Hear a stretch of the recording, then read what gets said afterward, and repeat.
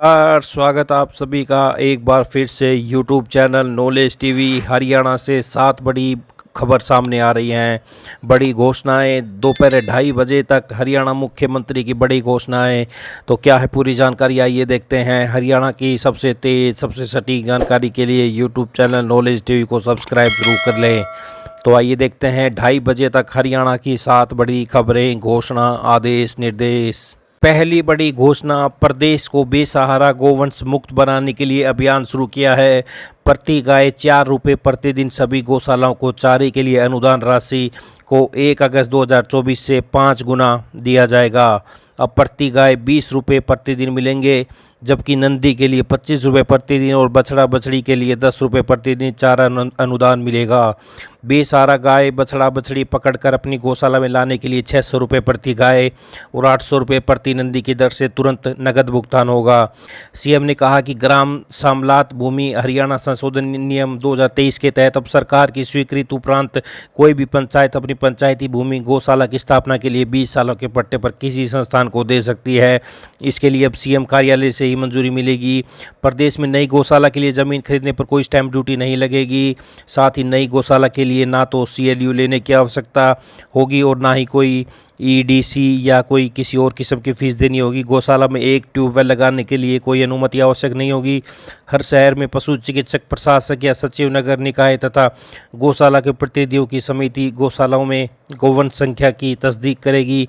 एक RFID tag द्वारा इन बेसहारा गोवंश की निगरानी भी रखी जाएगी।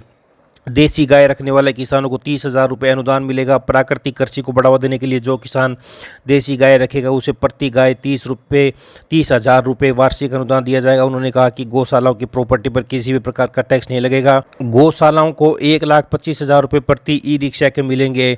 1,000 गायों वाली गौशाला के लिए 1 ई रिक्शा व इससे अधिक गाय वाली गौशालाओं के लिए 2 ई रिक्शा खरीद के लिए 1,25,000 रुपये प्रति ई रिक्शा दिए जाएंगे। प्रदेश में पंजीकृत 675 गौशाला में से 331 गौशालों में सौर ऊर्जा प्लांट स्थापित किए जा चुके हैं। शेष 344 गौशालाओं में भी सौर ऊर्जा प्लांट स्थापित करने की घोषणा की। उन्होंने कहा कि सौर ऊर्जा प्लांट के लिए गौ सेवाओं की तरफ से 5% और हरेडा की तरफ से 85% अनुदान दिया जाएगा।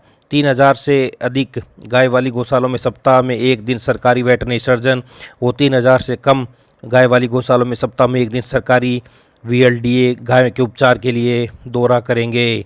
तो ये सारी बड़ी घोषणाएं आप देख सकते हैं। अब नई गौशाला के लिए ज़मीन खरीदने पर नहीं लगेगी स्टैंप ड्यूटी, CLU ज़रूरी नहीं। तो ये मुख्यमंत्री की गौशालाओं के लिए बड़ी घोषणा। आइए अगली बड़ी घोषणा देखते हैं। तो मंत्रिमंडल के द्वारा अनेक फैसले लिए गए हैं। ADC विवाह पंजीकरण कर सकेंगे। सिटी मजिस्ट्रेट, SDM, संयुक्त आयुक्त, DMC, नगर निगमों में कार्यकारी अधिकारी, BDPO और ग्राम सचिवों को भी कुछ शर्तों के साथ अपने अधिकार क्षेत्र में विवाह पंजीकरण करने की शक्ति दी गई है। विवाह पंजीकरण प्रक्रिया अब ऑनलाइन होगी। आवेदनों को मैनुअल रूप से जमा करने की प्रक्रिया बंद होगी। ऑनलाइन प्रणाली में बुनियादी आवेदन शुल्क माफ होगा। तो हरियाणा परिवार पहचान पत्र प्राधिकरण सेवा नियम 2024 को मिली मंजूरी। इसके तहत प्राधिकरण में 38 पद सृजित किए गए हैं। 1 अप्रैल से किसानों से अभियाना नहीं लिया जाएगा। अभियाना का पिछला बकाया लगभग 133.55 करोड़ को भी माफ़ किया गया। इससे हरियाणा के 4,299 गाँव के किसानों को लाभ मिलेगा। 1 अप्रैल के बाद जिन किसानों को अभियाना जमा कराने के नोटिस मिले हैं वो नोटिस भी वापस होंगे। यदि 1 अप्रैल के बाद किसी किसान ने अभियाना जमा करवा दिया है तो वो राशि वापस होगी।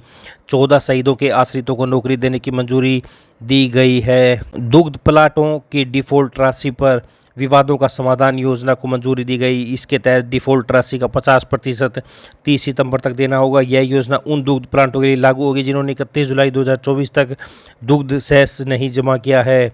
2016 से पूर्व सेवानिवृत्त न्यायिक अधिकारियों के लिए पेंशन व पारिवारिक पेंशन में संशोधन की मंजूरी दी गई है। अब पेंशन व पारिवारिक पेंशन की अतिरिक्त राशि पर महंगाई राहत स्वीकार्य होगी। मृत्यु सह सेवानिवृत्ति ग्रेच्युटी की अधिकतम सीमा 20 लाख रुपये होगी। जब भी महंगाई भत्ते वृद्धि होगी मूल वेतन का 50% बढ़ेगा और ग्रेच्युटी की सीमा में 25% की बढ़ोतरी होगी। तो ये सभी बस स्टैंड पर ठेकेदार व दुकानदारों को कोरोना के दौरान किराए में छूट देने के प्रस्ताव को मंजूरी दी गई। इसके तहत 1 अप्रैल से 30 जून 2020 तक की अवधि के लिए किराए में 100% छूट मिलेगी। 1 जुलाई से 31 जुलाई 2020 तक के किराए में 50% छूट दी जाएगी। तो वाहन स्क्रैपेज और रिसाइकलिंग सुविधा प्रोत्साहन राशि नीति 2024 को मंजूरी दी गई। इसके तहत हरियाणा को रिसाइकलिंग हब के रूप में स्थापित करने के लिए इको पार्क व रिसाइकलिंग पार्क विकसित किया जाएगा। पिछड़े वर्गों के व्यक्तियों को क्रीमी लेयर से बाहर रखने संबंधी मानदंडों के प्रस्ताव को स्वीकृति प्रदान की गई। पिछड़े वर्गों की क्रीमी लेयर की वार्षिक आय सीमा 6 लाख रुपए से बढ़ाकर 8 लाख रुपए कर दी गई है। आइए अगली बड़ी घोषणा देखते हैं। विद्युत निगम उपभोक्ताओं के लिए सरचार्ज माफी योजना लाया है। योजना में बिजली बिल की मूल राशि को उपभोक्ता किस्तों में जमा करा सकते हैं। जिन उपभोक्ताओं के कनेक्शन बिल न जमा कराने पर काटे गए थे वह उपभोक्ता कनेक्शन वापस जुड़वा सकते हैं। यह सरचार्ज माफी योजना अगस्त से लेकर अक्टूबर आखिर तक जारी रहेगी। विद्युत निगम उपभोक्ताओं के लिए सरचार्ज माफी योजना लाया है। यह योजना केवल ऐसे उपभोक्ताओं के लिए मान्य है जो 31 दिसंबर 2023 को निगम के डिफॉल्टर थे, वह अब भी डिफॉल्टर हैं, जिसमें सरचार्ज पूरा माफ हो जाएगा। बिल की मूल राशि 6 या 3 मासिक 2 मासिक किस्तों में जमा करने का ऑप्शन होगा। किस्तों को नियमित रूप से भरना होगा। ऐसा न करने पर उपभोक्ता का सरचार्ज माफ नहीं होगा, उसको स्कीम से भी बाहर माना जाएगा। यह योजना सभी प्रकार के शहरी और ग्रामीण घरेलू उपभोक्ताओं के कनेक्शनों पर लागू होगी। जिन उपभोक्ताओं के कनेक्शन बिल न जमा कराने पर काट दिए गए थे वे उपभोक्ता वापस कनेक्शन जुड़वा सकेंगे। यह सरचार्ज माफी योजना अगस्त से लेकर अक्टूबर आखिर तक जारी रहेगी। तो एक मुश्त जमा कराने पर 5% छूट, तो ये आप देख सकते हैं। आइए अगली बड़ी घोषणा देखते हैं। हरियाणा में पिछड़ा वर्ग बी के उत्थान के लिए और लोकतांत्रिक व्यवस्था में पर्याप्त प्रतिनिधित्व देने के लिए राज्य सरकार पंचायत राज संस्थाओं पालिकाओं के चुनाव में BCB को आरक्षण देने जा रही है। इस संबंध में मुख्यमंत्री श्री नायब सैनी की अध्यक्षता में हुई मंत्रिमंडल की बैठक में पिछड़ा वर्ग आयोग की रिपोर्ट स्वीकार की गई। पिछड़े वर्ग ब्लॉक बी के लिए आरक्षण हरियाणा पिछड़ा वर्ग आयोग की सिफारिशों के आधार पर लागू किया जाएगा। आइए अगली बड़ी घोषणा देखते हैं। कॉलेजों में दाखिले को अंतिम मौका, खुलेगा पोर्टल। राजकीय व प्राइवेट कॉलेजों में दाखिला लेने से वंचित युवाओं को दोबारा मौका मिलेगा। उच्च शिक्षा विभाग की ओर से सभी राजकीय निजी एडेड कॉलेजों के प्राचार्य को पत्र लिखकर निर्देश दिए गए कि जो विद्यार्थी BA प्रथम वर्ष में दाखिला लेने से वंचित रह गए उनके लिए दोबारा से पोर्टल खोला जाएगा। आगामी 14 अगस्त तक फिजिकल काउंसलिंग होगी। तो ITI में ऑन द स्पॉट होंगे दाखिले। प्रदेश में ITI में ऑन द स्पॉट दाखिले होंगे। इससे पहले 4 काउंसलिंग हो चुकी है। 8 अगस्त को खाली सीटों का शेड्यूल जारी होगा। 8 से 23 अगस्त तक नए आवेदन भरे जाएंगे। 12 से 23 अगस्त तक ऑन द स्पॉट एडमिशन के लिए रैंक व मेरिट बनाई जाएगी। मेरिट के आधार पर ITI स्तर पर 23 अगस्त तक दाखिले होंगे। फीस जमा करने के लिए 24 अगस्त की समयावधि रहेगी। 9वीं व 11वीं में 31 अगस्त तक होंगे दाखिले। प्रदेश के राजकीय प्राइवेट स्कूलों में 9वीं व 11वीं कक्षा में दाखिला अवधि 31 अगस्त तक बढ़ाई गई है। सेकेंडरी शिक्षा निदेशक ने सभी जिला शिक्षा अधिकारियों को पत्र जारी किया। निदेशालय की ओर से स्पष्ट हिदायत दी गई है, यदि कोई भी स्कूल दाखिले लेने के इच्छुक विद्यार्थी को मनाही नहीं करेगा, जिला शिक्षा अधिकारी भी निगरानी रखेंगे और या फिर नोडल अधिकारी नियुक्त करें ताकि कोई विद्यार्थी दाखिले से वंचित न हो। आइए अगली बड़ी घोषणा देखते हैं। कोविड-19 की रोकथाम के लिए लगाए प्रतिबंधों के कारण उत्पन्न वित्तीय संकट से राहत देने के लिए हरियाणा सरकार ने रोडवेज के सभी बस स्टैंडों पर ठेकेदारों दुकानदारों के हित में किराया समायोजन वापसी योजना तैयार की है। तो ये देख सकते हैं भारत सरकार द्वारा कोविड-19 के दौरान पूरे देश में 22 मार्च 2020 से 31 मई 2020 तक लॉकडाउन लगाया था तथा 1 जून 2020 से गतिविधियों पर आंशिक प्रतिबंध था। इसी अवधि के दौरान हरियाणा रोडवेज के बस स्टैंडों पर बसों के आवागमन बंद होने के कारण दुकानों का कारोबार सीधे तौर पर प्रभावित हुआ। इसलिए ऐसे ठेकेदार दुकानदारों के हित में सरकार ने किराया समायोजन वापसी योजना बनाई है।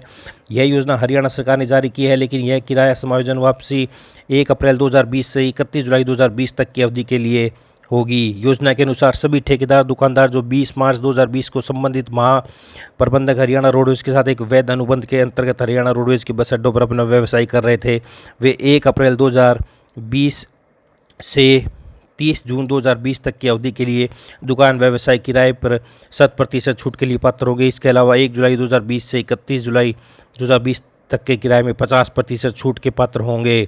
जिन दुकानदारों ठेकेदारों ने कोविड-19 के दौरान 1 अप्रैल 2020 से 30 जून 2020 तक तथा और 1 जुलाई से 31 जुलाई 2020 तक की अवधि के दौरान किराए का भुगतान नहीं किया और विभाग ने ऐसे ठेकेदारों दुकानदारों के लिए खिलाफ किराए वसूली के लिए कार्रवाई शुरू कर दी है। इस तरह ने कि किसी भी विभागीय अथवा न्यायालय में लंबित मामलों का निपटारा उपरोक्त योजना के प्रावधान के अनुसार किया जाएगा। इसके अतिरिक्त उपरोक्त अवधि के दौरान किराए का भुगतान न करने के कारण उन्हें हरियाणा रोडवेज के बस स्टैंडों पर बूथों, दुकानों, स्टैंडों आदि की नीलामी में भाग लेने से नहीं रोका जाएगा। तो ये देख सकते हैं बड़ी योजना दुकानदारों के हित में सरकार ने बनाई, नई किराया समायोजन वापसी योजना।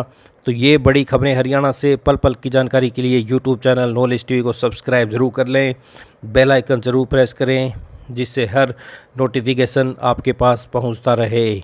तो हरियाणा की इस अपडेट में इतना ही। हरियाणा की सभी छोटी से बड़ी जानकारी के लिए यूट्यूब चैनल नॉलेज टीवी को सब्सक्राइब भी ज़रूर कर लें। तो इस अपडेट में इतना ही। वीडियो को लाइक करें, शेयर करें, सब्सक्राइब जरूर करें। धन्यवाद।